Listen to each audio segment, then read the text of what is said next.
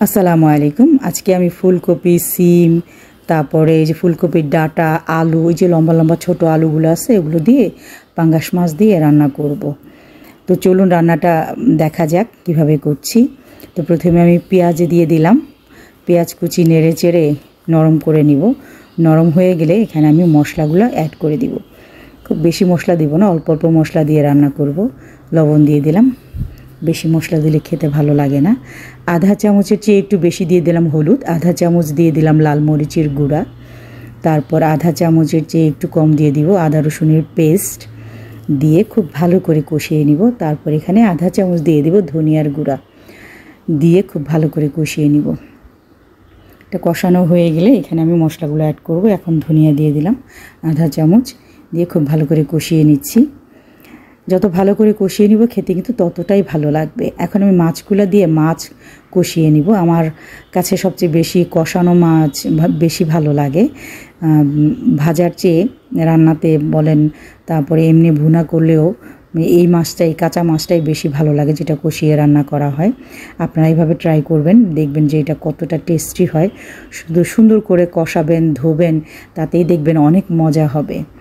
আর ভাজলে ওইটা টেস্টটা অন্যরকম হয়ে যায়। এখন আমি সবজিটা কষায় নিব। যদি ভাপ দিয়ে নিতাম আরও বেশি ভালো লাগতো, আজকে আমি ভাপ দিইনি, ভাপ ছাড়া রান্না করে নিচ্ছি।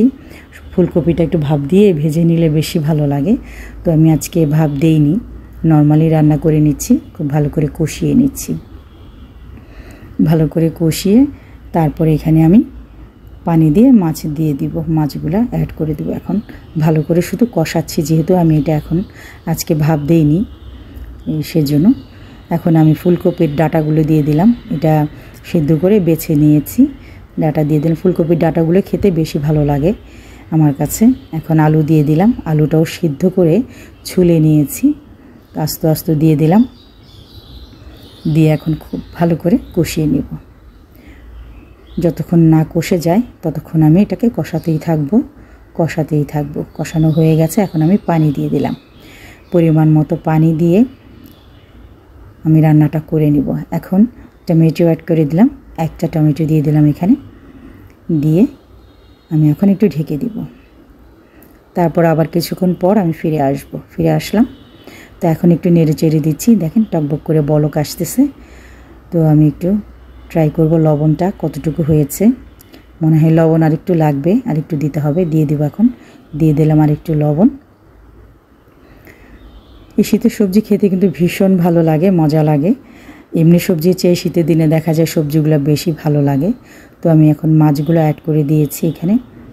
তো মাছের দেওয়ার দৃশ্যটা মানে স্কিপ হয়ে গেছে, তো দিয়ে আমি খুব হালকা জালে রেখে দিলাম কিছুক্ষণ। তারপর এখন কয়েকটা কাঁচামরিচ ভেঙে দিয়ে দিলাম, খুব বেশি দিব না, 3টা দিয়ে দিলাম, কারণ আমার বাসায় ঝাল পছন্দ করে না কেউ। তারপর কিছুক্ষণের মধ্যে আমি এটাকে নামিয়ে ফেলবো, হয়ে গেছে প্রায়। তো এখন আমি চুলার হিটটা একটু বাড়িয়ে দিব, যেহেতু কম ছিল, এখন একটু বাড়িয়ে দিয়ে ধনিয়া পাতা দিয়ে আমি এটাকে নামিয়ে ফেলবো, হয়ে গেছে। যদি ভালো লাগে লাইক, কমেন্ট, ফলো করে আমার সাথে থাকবেন। যারা এখনও আমাকে ফলো দেননি তারা আমার পেজটা ফলো দিয়ে দিবেন। যারা ইউটিউব থেকে দেখবেন তারা সাবস্ক্রাইব করে দিবেন আমার চ্যানেলটি। সবাই খুব খুব ভালো থাকবেন, নামাজ পড়বেন, নামাজ বেহেশতের চাবি। আল্লাহ হাফেজ, আসসালামু আলাইকুম।